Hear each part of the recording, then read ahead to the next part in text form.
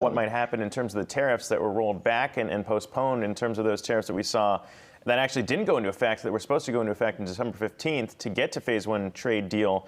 Although, you know, when we talk about you're right. It's very hard to dig into the specifics about the deal because, as you're seeing here, it hasn't been signed yet. But the president did give some details about what this phase one deal will ultimately include. Just want to play what he says is included. Take a listen.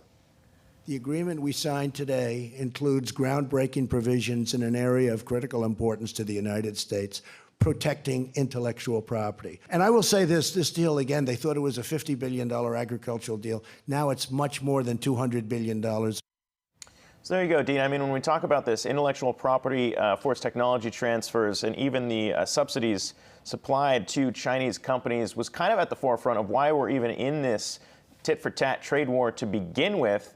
A lot of people weren't expecting that to really get done, so it's interesting to hear him talk about IP theft off of the phase one deal. But again, no details yet to talk about. What do you make of how that sets it up? Because we've heard President Trump talking about getting phase two already negotiated. So I don't know if it would be fair to say that this deal would be a disappointment if we don't get details on those key issues, because a lot of people weren't expecting that to really be broached this early on in the process. Well, when we consider that USTR Lighthizer consistently was saying two things. One, any agreement has to have the Chinese acknowledge some kind of metric about cutting back on IP theft, and two, them acknowledging specific consequences of failure to do so.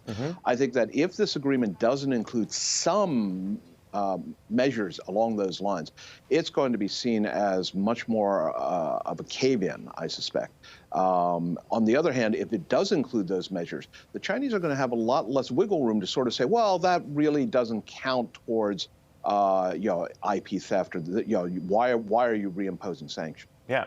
So I spoke to Commerce Secretary Wilbur Ross about trade negotiations, and he said that the biggest issue was enforcement.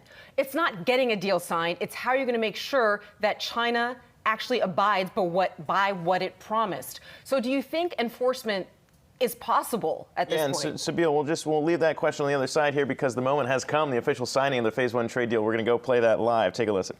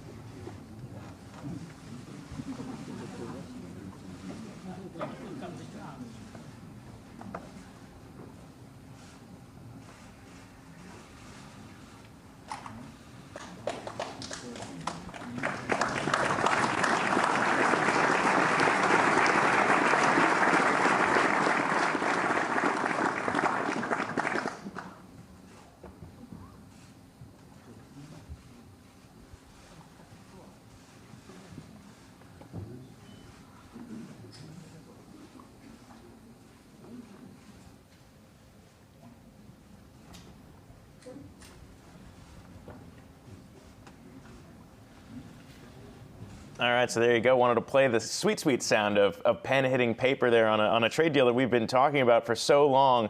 Finally getting phase one signed there. Wanted to have you hear exactly what it sounds like. But Sabeel, we'll get back to your question about Wilbur Ross and what you were talking about there. Yeah, absolutely. So the biggest issue is how are we going to enforce an actual trade deal? The signing was the easy part, but now it's what kind of resources has President Trump put within this phase one trade deal to be able to check China on actually following through on their promises. Now, what President Trump has said is the way he's going to deal with it is to keep tariffs in place. So that is kind of how he's trying to get to phase 2 of this trade deal. But it'll be interesting to see how quickly it falls apart, because China has told us before that they were going to have more agricultural purchases, and we've seen that fall apart. So we'll see if it's actually going to change this time around. Yeah, and Dean, I mean, we've seen that play out too. Sabil's absolutely right when we look at kind of the claims that the U.S. has made about China reneging on some of these terms getting up until this historic point, as you see there playing out on your screen.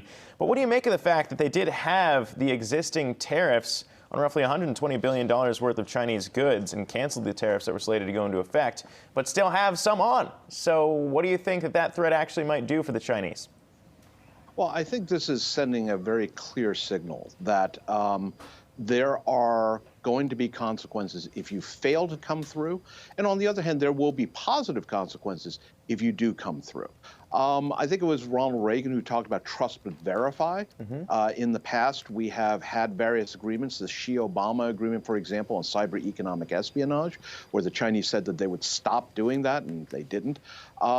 Without tariffs, without any kind of punishment mechanism and a willingness to use them, and that's what the imposition has signaled, the Chinese basically, have reneged in the past without much fear of consequences. Now, that may still be true even now, but if they want these very substantial current tariffs to be rescinded, they're going to have to come through, at least for a while, with a reduction in things like IP theft.